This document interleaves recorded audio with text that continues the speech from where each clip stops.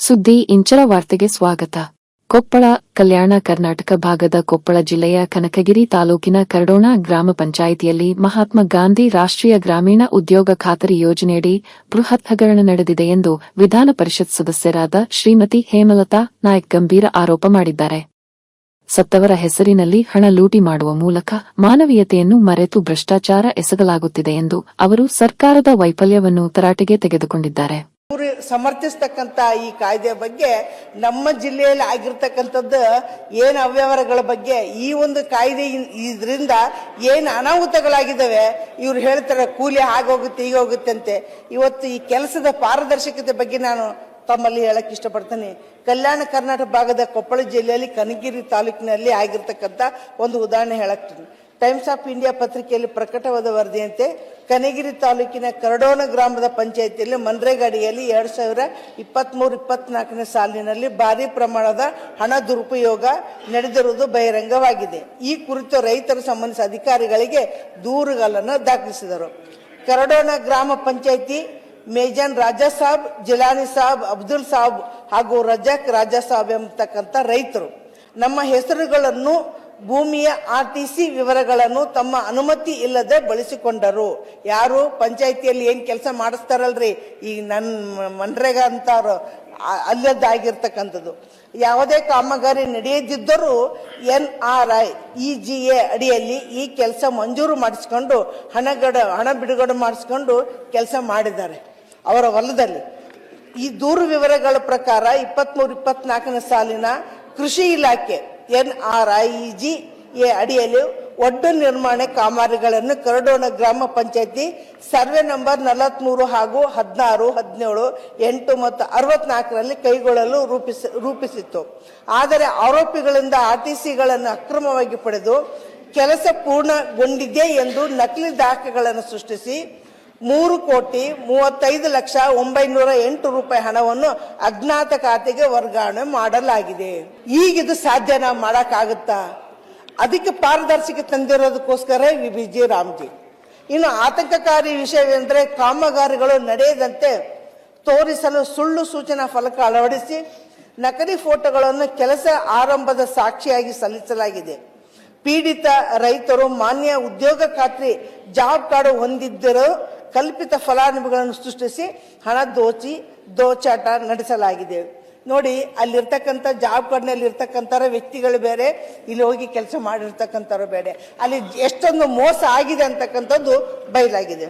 ರೈತ ರಾಜಸಾಬ್ ಕರಡೋಣಿಯವರು ಯತ್ನಟ್ಟಿ, ಮಲ್ಲಾಪುರ, ಕರಡೋಣ ಮತ್ತು ಕಾಟಾಪುರ ಗ್ರಾಮಗಳಲ್ಲಿಯೂ ಇದೇ ರೀತಿ ಅಕ್ರಮ ನಡೆದಿವೆ ಎಂದು ದೂರಿದ್ದಾರೆ. ಈ ಗ್ರಾಮಗಳ ಸರ್ವೆ ನಂಬರು 81, 30, 10, 18, 23, 14, 15, 12, 28, 36ಗಳಲ್ಲಿ ಒಡ್ಡು ನಿರ್ಮಾಣ ಕಾಮಗಾರಿ ಮಾಡಿನಂತೇಳಿ 4.7 ಲಕ್ಷ ರೂಪಾಯಿ ಹಣವನ್ನು ಸುಳ್ಳು ಫೋಟೋಗಳ ಆಧಾರದ ಮೇಲೆ ಬಿಡುಗಡೆ ಮಾಡಿಸಿಕೊಂಡಿದ್ದಾರೆ. ಇದು ಒಂದು ಹಳ್ಳಿಯಲ್ಲಿ ಆಗಿರ್ತಕ್ಕಂಥ ಈ ಒಂದು ನೆರೆಗ ಇವನೇನು ಬಹಳ ವೈಭವೀಕರಿಸ್ತಾರಲ್ಲ, ನಮ್ದು ಆಗಿದೆ ಹೀಗಿದೆ ಅಂತ. ಇದ್ರ ಕತೆ ಹೀಗಿದೆ. ಮಲ್ಲಾಪುರ ಗ್ರಾಮದಲ್ಲಿ 4 ಸರ್ವೆ ಸಂಖ್ಯೆಗಳಾಗಿ 3.8 ಲಕ್ಷ ರೂಪಾಯಿ, ಕರಡೋಣ ಗ್ರಾಮದಲ್ಲಿ 4.87 ಲಕ್ಷ ಹಣವನ್ನು ನಕಲಿ ಕಾಮಗಾರಿಗಳ ದಾಖಲೆ ಮೂಲಕ ವರ್ಗಾವಣೆ ಮಾಡಲಾಗಿದೆ. ಬಡ ರೈತರು, ಗ್ರಾಮೀಣ ಕಾರ್ಮಿಕರು ಬದುಕಿಗಾಗಿ ರೂಪಿಸಲಾಗಿರ್ತಕ್ಕಂಥ ಈ ಯೋಜನೆಯನ್ನು ಭ್ರಷ್ಟಾಚಾರದ ಸಾಧನವಾಗಿ ಬಳಸಿಕೊಂಡಿರೋದು ಎಷ್ಟು ಸರಿ? ಇದ್ರ ಬಗ್ಗೆ ನಾನು ಕೇಳಕ್ ಇಷ್ಟಪಡ್ತೀನಿ. ಈ ಪ್ರಕರಣದಲ್ಲಿ ಪೂರ್ಣ ಪ್ರಮಾಣದ ತನಿಖೆ ನಡೆಸಬೇಕಂತ ಹೇಳಿದಾಗ ಹಣವನ್ನು ದುರುಪಯೋಗ ತಕ್ಷಣ ವಸೂಲಿ ಮಾಡಬೇಕು ಮತ್ತು ಹೊಣೆಗಾರಿಕೆ ಅಧಿಕಾರಿಗಳು, ಮಧ್ಯವರ್ತಿಗಳ ವಿರುದ್ಧ ಕಠಿಣ ಕ್ರಮ ಕೊಡಬೇಕಂತ ನಾವು ಸರ್ಕಾರನ ಒತ್ತಾಯಿಸಿದ್ವಿ ಕೂಡ. ಅದು ಲೆಟರ್ ಕೂಡ ಬರ್ತಿದ್ವಿ, ಆದ್ರೆ ಯಾವುದಕ್ಕೂ ಉತ್ತರ ಇಲ್ಲ, ಇಲ್ಲಿವರೆಗೂ ಇಲ್ಲ. NREGA ಅಡಿಯಲ್ಲಿ 669.92 ಕೋಟಿ ದುರುಪಯೋಗ ಆಗಿದೆ. ಕಾಂಗ್ರೆಸ್ ಸರ್ಕಾರದ ಆಡಳಿತದ ವೈಫಲ್ಯಕ್ಕಿದು ಅತ್ಯಂತ ಜೀವಂತ ಸಾಕ್ಷಿಯಾಗಿರ್ತಕ್ಕಂಥದ್ದು. ಕರ್ನಾಟಕದಲ್ಲಿ ಮನ್ರೇಗಾ ಅಡಿಯಲ್ಲಿ ಒಂದೇ ವರ್ಷದಲ್ಲಿ 669.92 ಕೋಟಿ ರೂಪಾಯಿ ದುರುಪಯೋಗ ನಡೆದಿರುವುದು ಸಾಮಾಜಿಕ ಲೆಕ್ಕಪತ್ರ ಅಡಿಟ್ ಇಂದ ವರದಿಯಿಂದ ಬಹಿರಂಗವಾಗಿದೆ. ಇದು ಕಾಂಗ್ರೆಸ್ ಸರ್ಕಾರದ ಅಸಮರ್ಥ ಆಡಳಿತ, ನಿರ್ಲಕ್ಷ್ಯ, ಭ್ರಷ್ಟಾಚಾರಕ್ಕೆ ಸ್ಪಷ್ಟ ಪ್ರತಿಬಿಂಬವಾಗಿದೆ. ಈ ವರದಿಯ ಪ್ರಕಾರ 6,50,000 ಮೃತ ವ್ಯಕ್ತಿಗಳ ಹೆಸರಿನಲ್ಲಿ 2.89 ಕೋಟಿ ರೂಪಾಯಿಗಳನ್ನು ಬಿಡುಗಡೆ ಮಾಡಲಾಗಿದೆ. ಸತ್ತವರು ಸತ್ತೋಗಿದ್ದಾರೆ, ಅವ್ರ ಹೆಸರಲ್ಲೇ ಕೊಟ್ಟಿದ್ದ ದಾಖಲೆಗಳಿಟ್ಟು ತಿಂದಿರ್ತಕ್ಕಂಥ ಘಟನೆ ಇದಾಗಿದೆ.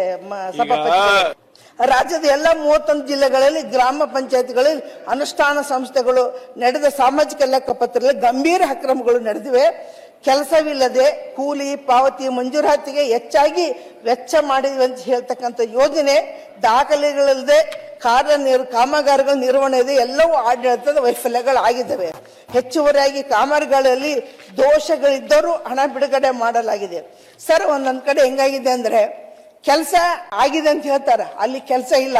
ನಮ್ಮ ಭಾಗದಲ್ಲಿ ಹೆಂಗಾಗಿದೆ ಅಂದ್ರೆ ಅಲ್ಲಿ ಯಂತ್ರಗಳ ಮೂಲಕ ಒಂದು ತೋಡಿಸ್ಬಿಡೋದು JCB ಇಂದ.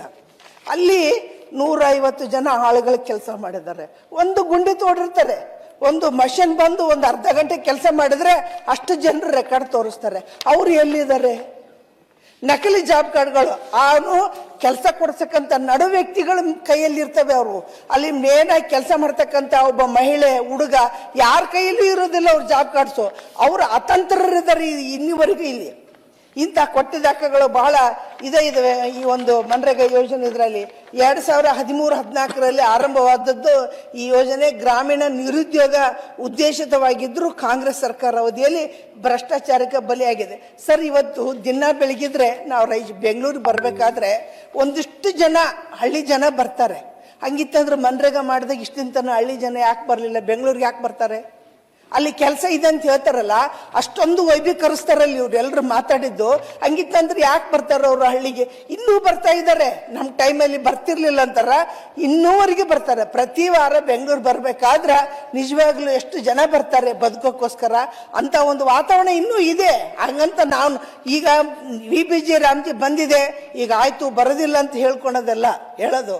ಆದ್ರೆ ಜನರ ಹತ್ರ ಈ ಒಂದು ಯೋಜನೆಗಳು ತಲುಪ್ತಕ್ಕಂಥ ಕೆಲಸಗಳು ಇವತ್ತು ನಾವೆಲ್ಲರೂ ಮಾಡ್ಬೇಕಾಗಿದೆ.